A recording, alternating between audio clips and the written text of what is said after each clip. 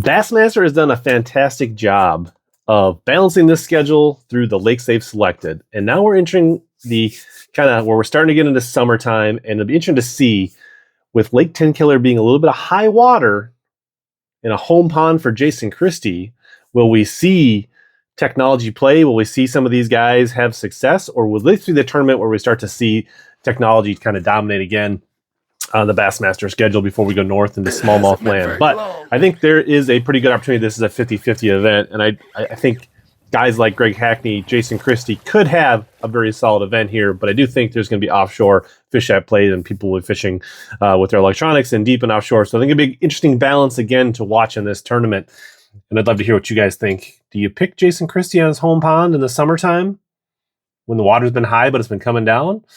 Or do we go with the younger anglers in this event? Let's break it down. But before we break down Lake Tenkiller, let's talk about who did well in the previous weeks and who was the best in the Beat HellaBass group at the Sabine River. So congratulations to Jay Fulkins. I'll be sending you a note here very shortly to claim your Omnia Pro prize. And Big Bass Jimbo J. Moser for Drain the Lake. Congratulations. I'll be getting a hold of you very soon. Get you an email. Watch for that. Get you your Omnia Pro. This is your last chance to join the Beat HellaBass group and have a chance and join the 813 people that are in the group. I'm going to close it when the tournament starts for Tenkiller. That'll be your last chance. That way nobody kind of sneaks in and try to swoop. Also, there's a year-end prize, a $200 gift certificate to Omnia Fishing. And if you're an Omnia Pro member, it doubles. Curious what Omnia Pro is? It's an upgraded version to the already free, awesome Omnia Pro app, where you get 10% back on all your purchases, free shipping, no minimum orders, in-stock alerts earlier than anyone else on new products and hot baits, plus Navionics mapping layers in the palm of your hand, along with some advanced weather layer apps and things like that. It's a really good option and definitely will pay for itself in no time. If you want to grab yourself Omnia Pro and you don't think you're going to win an event to get it for free, check out the code HBPRO to get it for half off and save yourself some dough. If you're not interested in Omnia Pro, there is a discount code down below that you can use on just about anything Omnia has. Check out their great products, great customer service, and fast shipping. So let's break down Lake Tenkiller using the Omnia website here. We're going to jump over to Oklahoma. Tenkiller is an interesting lake that it has largemouth, smallmouth, and spotted bass. They've had a lot of high water recently, but it's coming down to normal. It's been coming down very quickly. Now, we could get some rain here as we go into the tournament that could definitely shake things up for this tournament. Lake Tenkiller, not a huge fishery. I think it's only like 13,000 acres. Some of the reports, Jason Christie has a breakdown here of the lake. We can see reports from the summer, jigs, crankbaits, topwaters, typical offshore things, people, covering water. You can see some smallmouth, lots of things at play here. So as far as I understand, not much for vegetation in this lake, fairly hard bottom throughout this lake. You can see based on the water temp map, we are definitely well into summer patterns. I'm sure there could be a few lingering spawning, some fry guarding fish, but we should start to see fish getting offshore in this tournament based on the water temperature layers here. Let's get back to Bassmaster. Let's make our picks. Fantasy fishing game, Drain the Lake, and the Pick'em Challenge. You can see after a slow start at the beginning of the season, we've climbed our way back up into the dark green. We're at 93%. Got 3 events left to make a charge here for the top spot. Starting in bucket E, as we like to do, work our way up. And definitely anglers like Gustafson, he wants to get back to that classic. It could be good fishery for him. He definitely needs to have like top 10 finishes to even to get back into the points for making the classic on Fort Loudon, Tellico, and Knoxville, where he's won an Elite Series event and the last classic. So a lot of anglers having a tough year that need to make moves here. But Blake Capps, the Bass Nation angler, considers this his home lake. So even at 33% ownership, I'm willing to go with that. Zaldane was the runner-up here to Jochimson last time they were here, so that is something else to consider. And I think, looking for somebody low percentage, Paul Mueller, he likes to crank. I think he'd be able to throw a crank quite a bit on this lake. Wouldn't be surprised to have him have a good tournament here. Bucket D, Dakota Ebear, finally made one cut this season. He's been having a weird, tough year. Ben Milliken, below the classic cut. Greg Hackney, some talented anglers. Kenta Kimura, a ton of great experience in Oklahoma over the years. I think he could be somebody sneaky to look at. Andrew Loberg's starting to get his season turned around. Buddy Gross, offshore guy. But I'm going to go Cody Huff. He's an Ozark guy. He's at the top of this bucket points-wise. He's almost into bucket C.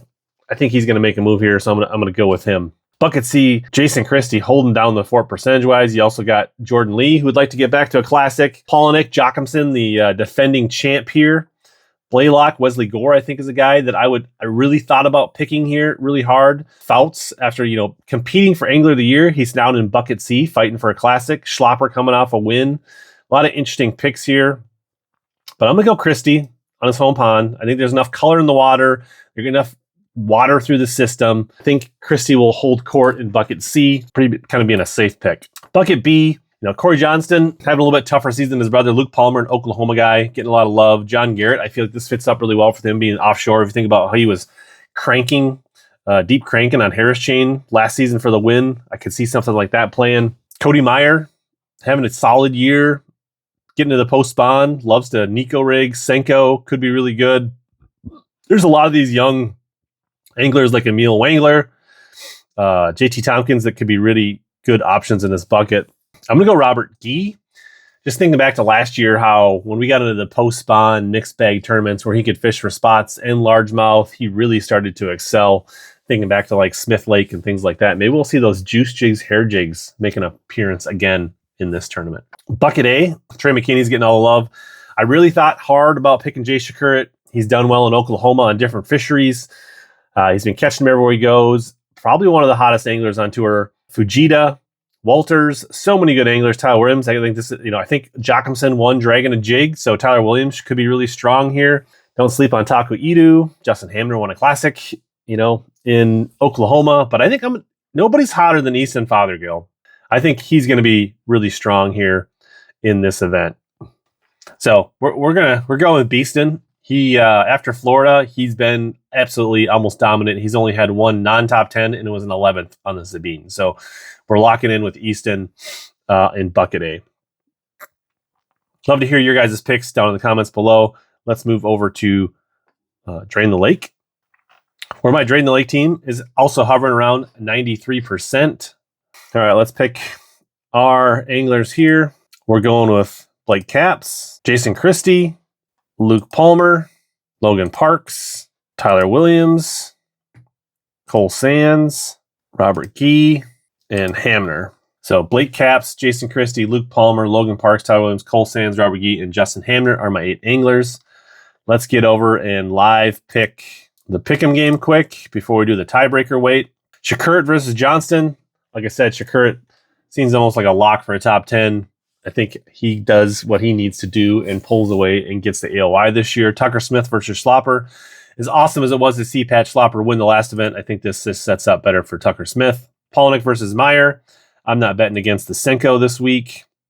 Walters versus Fujita. I think this is one of the most interesting matchups. If we get some dirty water, changing conditions, I'm going Walters. Jochimson versus Christie. Previous champ versus local hammer. I think Christie is an easy pick here. Tennessee Tangle Gee versus Mullins. I think because what we talked about before, Robert Gee, electronics, I think I'm going to go with him. And then Bill Lowen versus Taku Itu. If we do get a bunch of rain and things muddy up, I go Bill Lowen. If not, I go Taku Itu. Tyoric, I think it's going to be high 60 pounds, 15, 16, 17 pounds a day to win this event. Love to hear what you guys think of that. This is your last chance to get in the Beat HellaBass group. And if you haven't figured out how to do it yet and you can't figure it out with the video description, check out this video on the screen right here next.